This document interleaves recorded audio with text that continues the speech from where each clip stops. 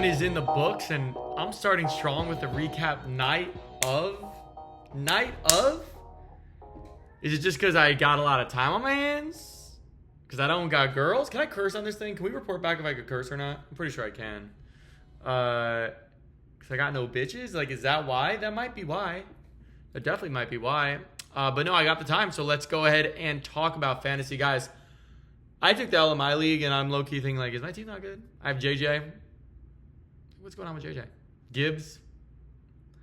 Was Ben Johnson really? Anyway, we'll talk about that with your teams. Every game's basically done. Technically, the chairman has a guy playing, but he just went from like 10% to 1%. So I definitely feel comfortable going through these games. We're going to start with the biggest blowout because that's how we do it. And there was a insane blowout, like almost comical how big this blowout was. And this was between Electric crushing Team Livin' La Vida Yoda. And I hate to say it early on, but I did have Livin' La Vida Yoda as a bottom team. Electric was a middle of the road team, and the only concern I had with Electric was wide receiver 2. What do you go out and do? You have an amazing week outside of wide receiver 2. Pickens and Waddle both were not great. And in a wide receiver heavy league, that showed to be a concern if you didn't have the incredible performances from, first of all, kicker and defense did a ton, but really it was Lamar that stood out and a lot of solid performances around them. So the same concerns that I had coming in stick. I have no different opinions about Electric than I had before this week. So let's go ahead and give you time and see how that goes. For Team Livin' La Vida Yoda, it was a lot of down performances because 69 points in this league is atrocious. I mean, I'm gonna look you in your eyes when I say that's atrocious. Some guys I'm less concerned about. Dak I'm less concerned about. Hampton I'm less concerned about given his usage and the KCD. Nico, not so concerned about. Kenneth Walker, a little bit concerned about. I think he's going to be solid, but Sharp was too involved for my liking. Malik Neighbors, not overly concerned. 12 targets, I like it. Worthy, obviously, is a massive concern. For you to be able to put up those numbers with Worthy being out, obviously, was very impressive. I like the depth you gave this team. Tillman obviously had a good week. I wasn't high on him, but Travis Hunter, I am going to be high on moving forward, and I think you're going to be able to fill the gap until Worthy's back, and it shouldn't be that long term. So with all that being said, obviously Electric has to come out feeling a lot better. Livin' La Vida Yoda can't feel good, but both guys really stay in my power rankings where they were before this game. Really nothing changes. That was certainly not the only blowout. We also had a big blowout between Dustin the Win and Team Chef Cesario. This one is two teams that I had right in the middle. I think it was 4 and 6 overall. I was surprised by how big of a blowout it was, but obviously when you look a little bit closer, it makes a little bit more sense. Jamar Chase, 4 points, just isn't going to happen too often. If he has a normal game, you're obviously much tighter in this thing. You have Hawkinson going now, so you're going to end up probably with 100-plus points or around there. But we have to talk about Pacheco, because listen, I have Pacheco too, and I don't know how we could be high on him. 5 carries. Kareem Hunt gets 5 carries. Pacheco a little bit better usage, but a late round draft pick with an injury and coming back and not being the guy makes me nervous that they're not thinking about him as the guy. I think he's the guy to own still in this backfield, if anyone. But I was between him and Swift draft day, and I was like, I wanted Swift. I went with Pacheco, and like just to put things in perspective, like I would go Swift a round or 2 before Pacheco now in a redraft, maybe more. So when we look at Team Chef Star, that's the only thing that makes me think maybe I should bump them down a little bit. Whereas Dustin the Wind obviously proved that he belongs at a higher position. My concerns were quarterback and tight end. And look at Baker getting him 30 points. And Warren getting an insane amount of targets, 9 targets. I saw a stat that there was one tight end ever. It was TJ Hawkinson his rookie year. Rookie year, week 1, 9+ targets. Only guy to ever do that. This year it happened twice with Warren and... You got to know this. The Browns guy, maybe? I think the Browns guy that I didn't know behind Njoku, who lines up a wide receiver. Any doodles. Obviously, with Baker playing that well and Warren getting targeted that much, you get bumped up. So, yeah, if I were to redo the power rankings, these two probably switch at 4 and 6. And, yeah, that's all I have to say about that. Obviously, I look like a fool, and everybody's going to be laughing at me about Team Straight Knockout being the top points because I done changed Straight Knockout, and I have no regrets. Derrick Henry obviously was fantastic, but the surprise for me was McLaurin. Obviously, I did not see Breece Hall. Obviously, I did not see the usage and efficiency coming. So, while I stick by some of my comments, ETN now, with Bigsby gone, looks way better. I obviously am nervous. I want to cover it up, but I'm certainly nervous. But I'm going to stick all season by this team can make the playoffs, whatever it is. This team cannot win a championship. There's not enough star power. Mark me down. I'm going to be stubborn 100%. This team going to be 10-0, and I'm going to be like, I'm not concerned at all. But I'm not concerned at all. I'm not concerned at all. Between us, I'm a little bit concerned because I said that they're going to be the worst, and they ended up doing the best in week 1. So, obviously, I don't look good. But we can't let them know because then they're going to think I don't have credibility in life, really. And this is a life lesson to everybody. Confidence is everything.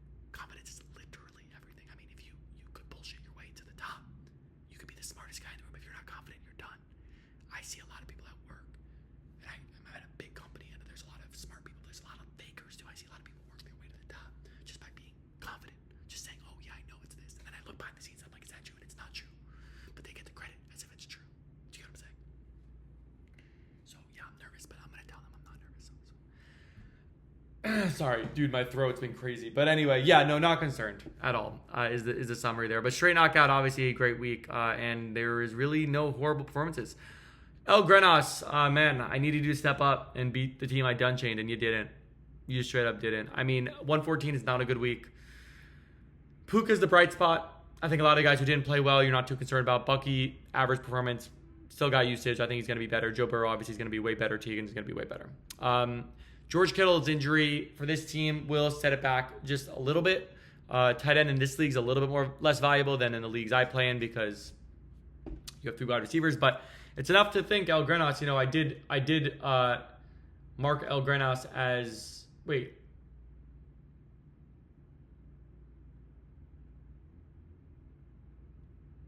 Where did I mark El Grenos? Pretty sure low. Oh, I marked him as horns down. Sorry. Yeah. No, I marked him near the bottom, so I guess that makes sense then. But straight knockout was my only miss so far. Okay. So then next up is Banditos, 150 to 114. This is the game that technically is still alive. If Aaron Jones in the second half gets 36 points, then I will give everyone in this league $100. Okay? Imagine he does. Imagine Aaron Jones does. I'd be so sad. That'd be expensive. Can you guys do the math? That's $1,000. I don't have that.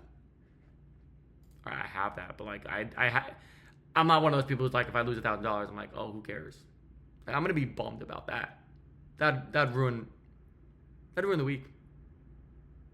Potentially 2-week period of that'd be ruining. I could even say 3.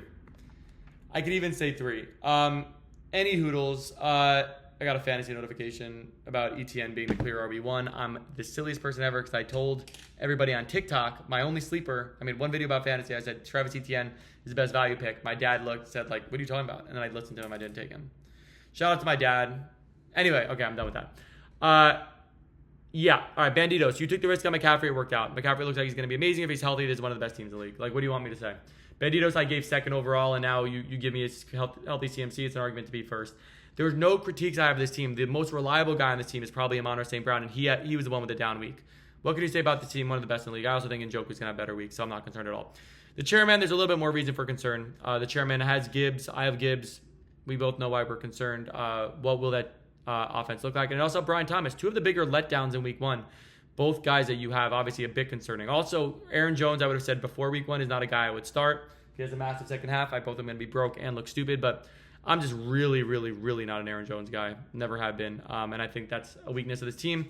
The chairman, I did say, is a top team. I think this was a average week. Nothing to be too bummed about. But the weakness is what the weakness is, and while you get better weeks from Gibbs, Thomas, and McConkey, you're still going to need to figure something out at the flex, in my opinion. Aaron Jones is going to be, I think, at least half weeks he'll be a single-digit scorer, and that is not what you want from your flex.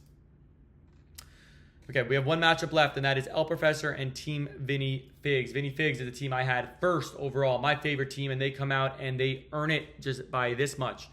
A great game. I wish I was aware of this game while it was going on because that is an exciting finish, assuming no stat corrections. It was 135.16 El Professor's 135.01. Unbelievable. El Professor first, I mean, you got to be looking at your quarterback play and just be like, I'm so frustrated because the rest of your team crushed Vinny Figs. But in the quarterback conversation, you got outscored by 40 points. 40 points. 4-0 points at quarterback. Just brutal. Bo Nix will have better weeks, but I mentioned in the recap, it's El Professor. That's probably the weakest starting QB in fantasy right now.